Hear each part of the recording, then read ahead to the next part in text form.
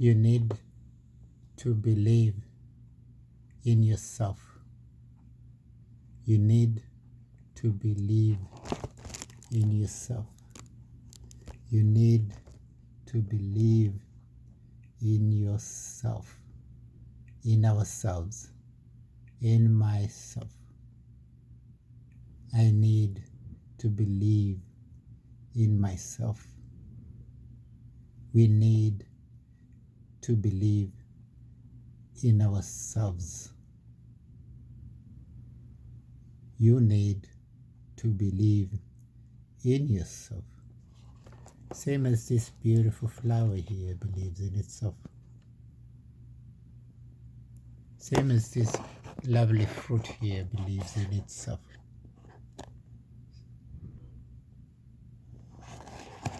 You need to believe in yourself so that you can be like a beautiful flower, so lovely, so gorgeous, so wonderful, just being a beautiful, lovely flower, delicate, amazing, so fantastic, just opening up to the lovely sunshine each and every day throughout its period of existence or lifetime. You need to believe in yourself throughout your lifetime, throughout your experiences, each and every situation of life. Feel encouraged today, someone motivated, inspired by this daily dose of wisdom. Daily dose of wisdom. Today is you need to believe in yourself.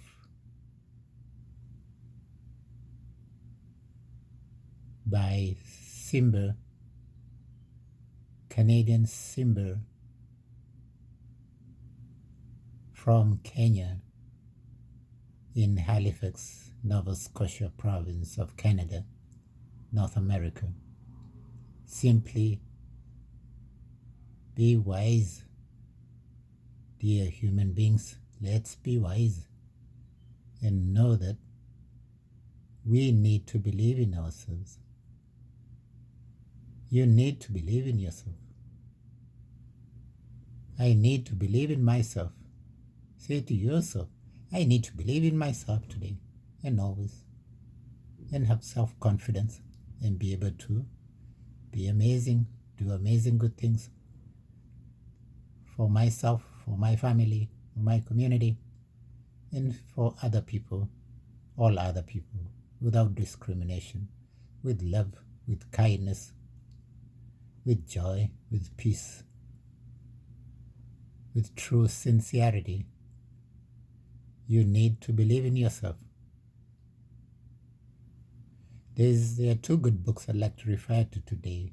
One is a Buddhist book. It's called An Introduction to Buddhism, Teachings, History and Perspective. This is the book right here. It's called An Introduction to Buddhism, Teachings, History, and Practices by Peter Harvey. And on page 61 of this book, it says, you need to believe in yourself. And it says, this comes from the music, the rhythms, the rhymes, the beautiful music of the soul. It says, music. Have a soul, have a good soul. Forms of such quality are part of the Buddhism path. It's just a good path of life. It's a good path. Everyone is on a good path of life. So overall, Buddhism does not lack soul.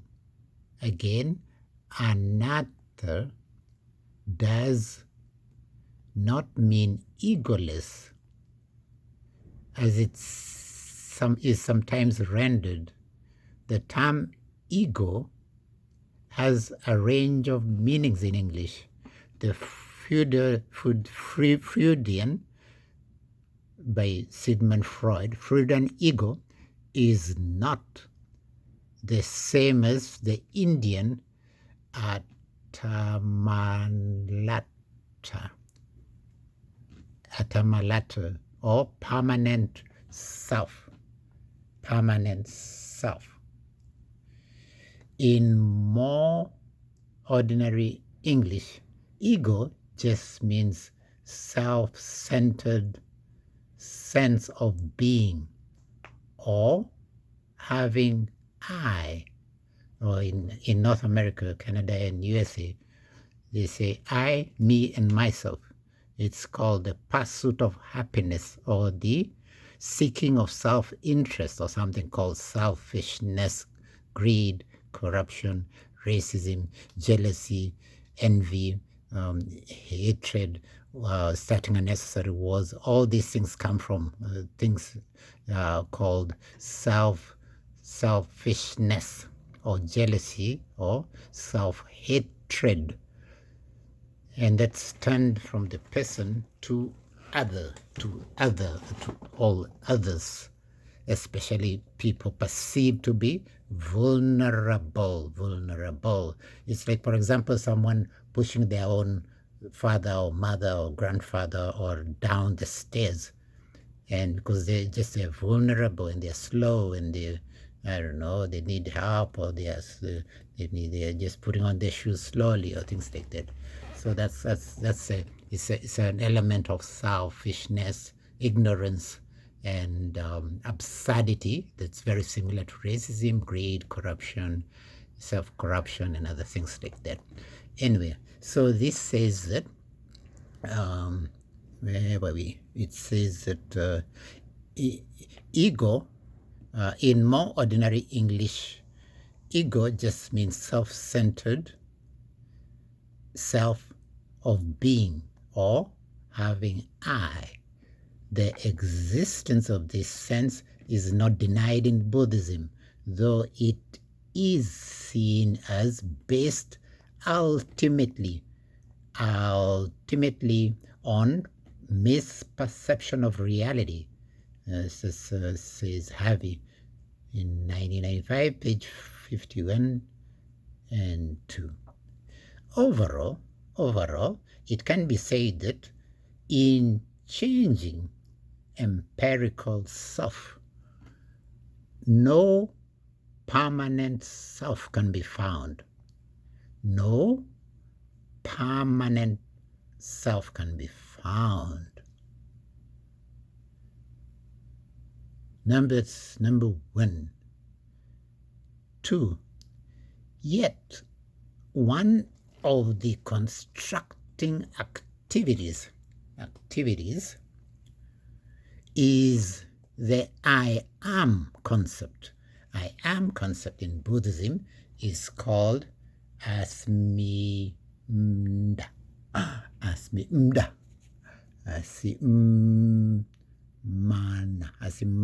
Asimana. The gut feeling or attitude that one is or has a real self, substantial I. This is a substantial I. A person develops spirituality, their empirical self becomes, when you develop spirituality, this is good spirituality, not just studying Buddhism, it's just being a good human being. It becomes a spiritual development, self-spiritual development, self-body development, self-mind development, self-esteem development, and having good self-goals and self-realization that you're just a good person from a good family and trying to do good in society. And then you become stronger, work together with other people, you become smarter, and then learn from each other, and then you figure out how to be more successful in a good way. See, hopefully, as far as is humanly possible. All right. So let's continue with this. So the spiritual self becomes stronger as they become more centered, calm, and non-self. Undermining, self-undermining or undermining. See, and wait. Okay, it says non-self-undermining, grasping, and so makes a person,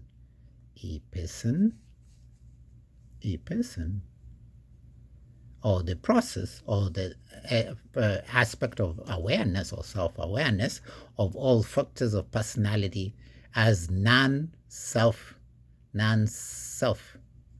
This does not undermine spiritual development. Instead, it liberates a person and frees them from the cause of the will of suffering.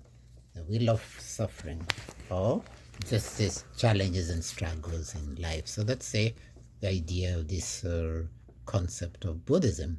And just sharing this as an encouragement for someone today, somewhere in the world, somewhere here, somewhere now, somewhere present, and just be encouraged on your path of life.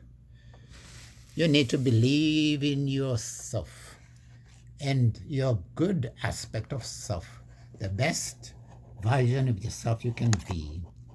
Improve yourself so you become better as a good human being, and figure out how to be amazing like the flower. Amazing flower, like the fruit is just there, and it's amazing. So in the same way, let's refer to another book here. This book is my bookmark says Faith, Family, and Community. But let's go to this other book. This is a Highly Effective People, national bestseller, The 7 Habits of Highly Effective People, by it's powerful lessons powerful lessons in personal change, destined to be personal leader of the decade. The book is by Stephen R. Covey, Highly Effective People. So on this book, let's go to page number 50 of this book, and the 7 habits of highly effective people, page 50. It says, if I were independent physically, I could pretty much make it on my own mentally. I could think my thoughts. I could move from one level of abstraction to another. I could think creatively and analytically and organize and express my thoughts in understandable ways emotionally and physically and socially, financially, relationship-wise, and in work, in school, or in any other area of life. Well, emotionally, I would be validated from within. I would be inner directed. My sense of worth would not be a function of being liked or treated well or mistreated or bullied or or just favored or whatever aspect of life there is. See, it is easy to see that independence is more mature than dependence. Independence is a major achievement in and of itself, but independence is not supreme. Nevertheless, the current social paradigms enthrones independence. It is the avowed goal of many individuals and social movements in our community, our society, our culture and heritage, wherever we are in the world.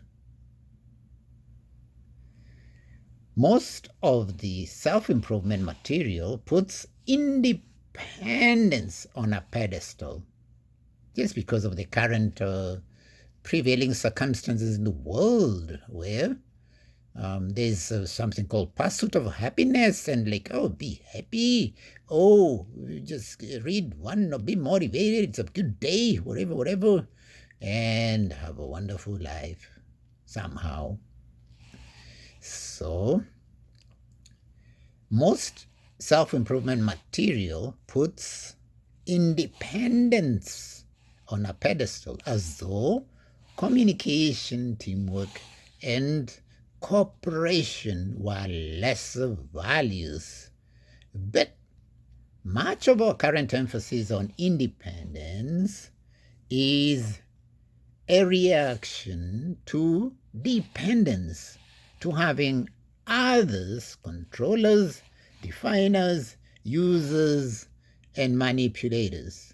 Because that's what happens in many of the economic systems and social systems and countries and cultures and religions and whatever aspect of human nature. Well, that's what happens because people are seeking something called self-interest. So we manipulate ourselves, others, and yourself and myself and whatever, trying to figure out how to profit and get ahead. And sometimes we bully others. Sometimes people bully others or start unnecessary wars and conflicts here and there just for their own little small-minded entertainment.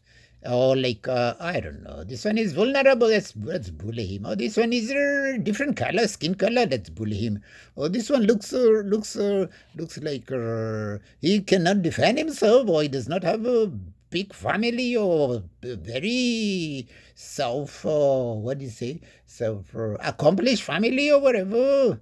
This one is poor, this one is homeless, this one is yellow, black, brown, pink, white, believes this or does not believe this or is of this political opinion. So people, it's just human nature sometimes. William Shakespeare said, when we are born, we arrive, we cry, for we have arrived on this world, a grand stage of fools. Why are we fools? If we think we are smart, are we fools because we think we are smart? Not necessarily. It's because in being smart, we become smart assholes and stink up the place, shitting too much, and trying to be what George Orwell said, greedy pigs. Greedy pigs just want to lay around and be lazy and grow fat and obese, and then try and grab whatever it is that they can have, and then push each other, bully each other, wherever. See, it's called the greedy pig mentality. This happens a lot in the world today, wherever. It could be here in Halifax, Nova Scotia province, Canada, in North America, or in any other country, any other continent around the world. It's just how it is sometimes when people are too greedy or too ignorant or too selfish or too self-absorbed. Then we turn into manipulative people, trying to have others controllers or define us or use us or manipulators. This book here, entitled Highly Effective People, Powerful Lessons of Personal Change, Determine Your Own Leadership Potential of the Decade by Stephen R. Covey, this book says, the little understood concept of independence appears to many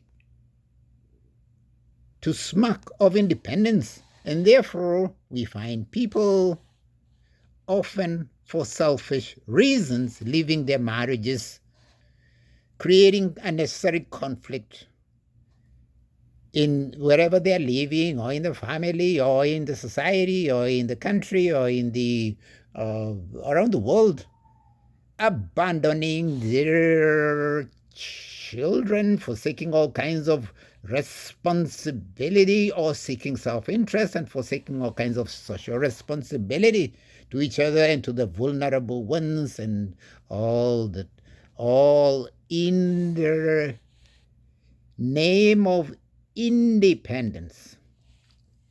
The kind of reaction that results in people throwing off their shackles, becoming liberated, asserting themselves and doing their own thing.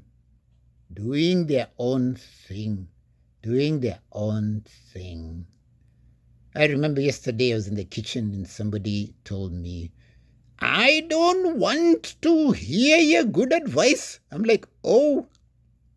I told him, I am the same years, stage of life as your father or grandfather. If you don't want to hear good advice, then, my dear, have a good day. Because sometimes the young people want to do their own thing, and are generally human beings, often revealing ignorance. Even if one is so well educated, seemingly, but that's a miseducated way of looking at the world, just to do your own thing.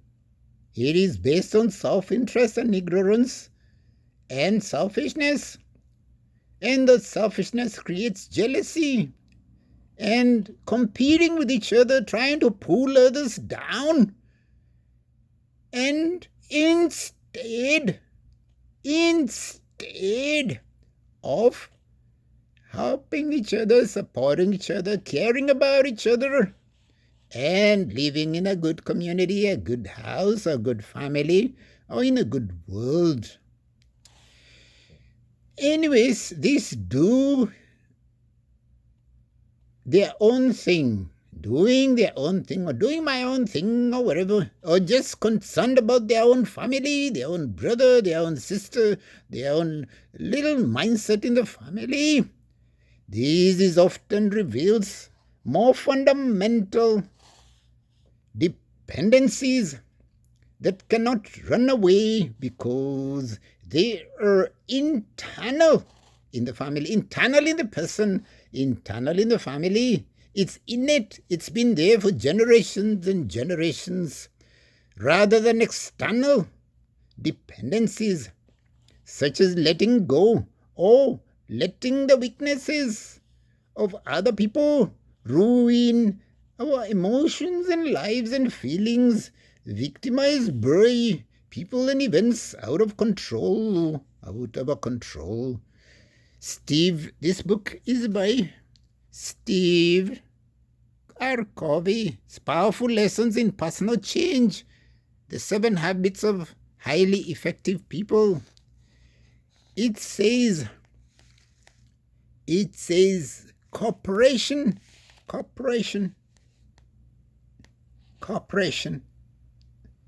is a good value.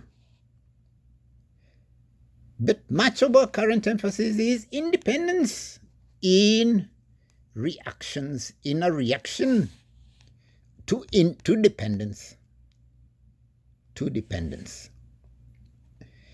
Well, so we manipulate people, manipulate others, and this and the other. That happens in the world.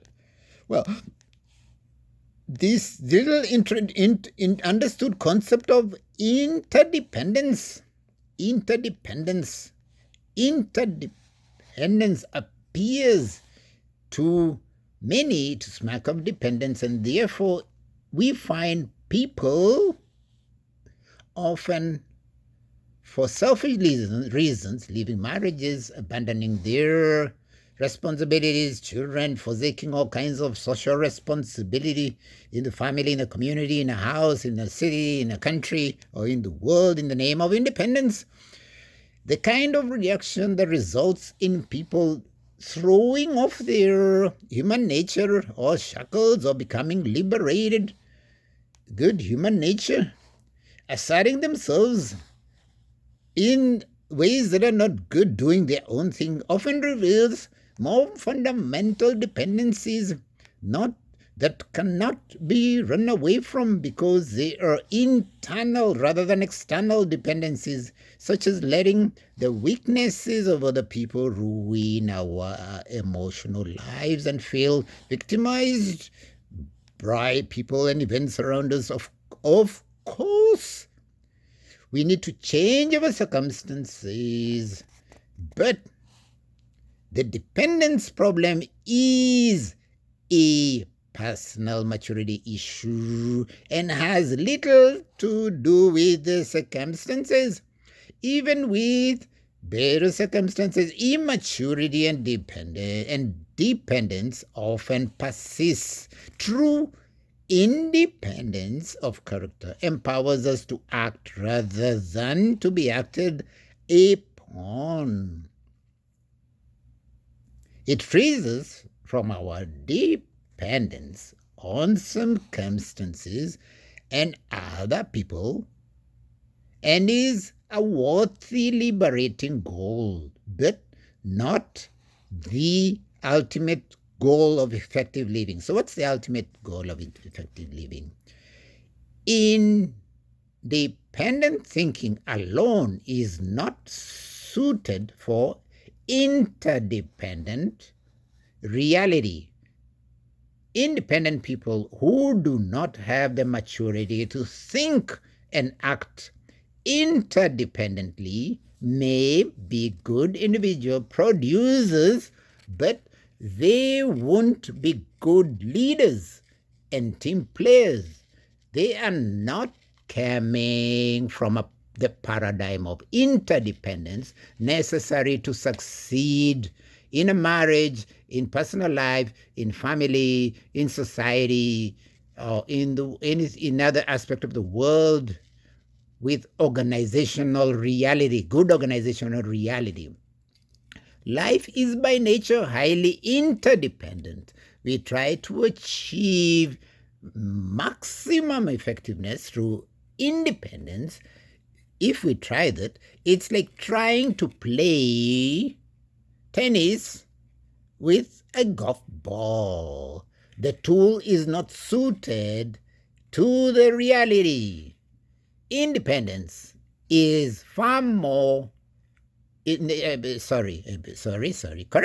correction. Interdependence is far more mature, more advanced concept. If I am physically interdependent, I am self-reliant and capable, but I also realize that you and I working together can accomplish far more than even at my best.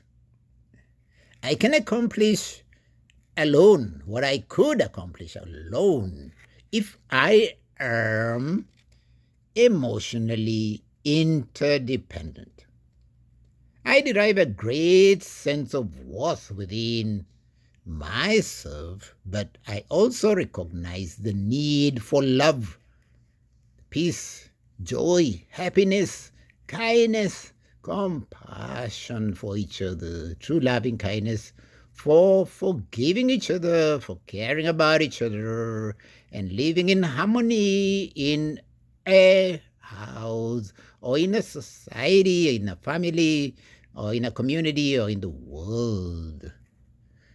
Forgiving and for receiving love from others. If I am intellectually interdependent, I realize that I need the best thinking of other people to join my own. And this, as an interdependent person. I have the opportunity to share myself deeply, meaningfully with others, and I have access to vast resources and potential of other human beings, because as human beings, we are just one big, beautiful human family. One big, beautiful human family. In this family, there are fruits. You need to believe in yourself like the fruit. You need to believe yourself like the flower. You need to believe in yourself and achieve your highly effective people, great potential, powerful lessons in personal change. This book is by Stephen R. Covey, and it says it makes one destined to be the personal leadership, great potential of the decade. It says it right there. This comment is by Scott DeGamo, editor-in-chief, Success Magazine. This book is entitled Highly Effective People. Be a highly effective person. Let's be highly effective people. Let's be highly effective people. Let's be highly effective and efficient people in our lives, in our communities, in our families, and all around the world. So that we believe in ourselves. And we believe, you can believe in yourself. You need to believe in yourself. I need to believe in myself so we can achieve our ability. So I can achieve my ability. So you can achieve the ability to be, and we can all achieve the ability to be highly effective people. Highly effective people. Highly effective people. Learning good, powerful lessons, daily dose of wisdom, highly powerful lessons of personal change. Let's be highly effective people. Let's be highly effective people. Let's be highly effective people. Thank you. My name is Simber, and I am Canadian. So I am Canadian Simber from Kenya in Halifax, Nova Scotia province, Canada. In Canada, let's be highly effective people. In Nova Scotia, let's be highly effective people. In Halifax City, let's be highly effective people. In any other city or country in the world, let's be highly effective people, because we are one big, beautiful human family. Let's be highly effective people. Let's be highly effective people. Let's choose today to be a highly effective person in your life, in your family, in your community. Let's be highly effective people. Let's be highly effective people. Let's be highly effective people. Thank you very much. Blessings to you and your family. Blessings to each and everyone. And blessings to my family and everybody, friends around the world. Let's be highly effective people. Let's be highly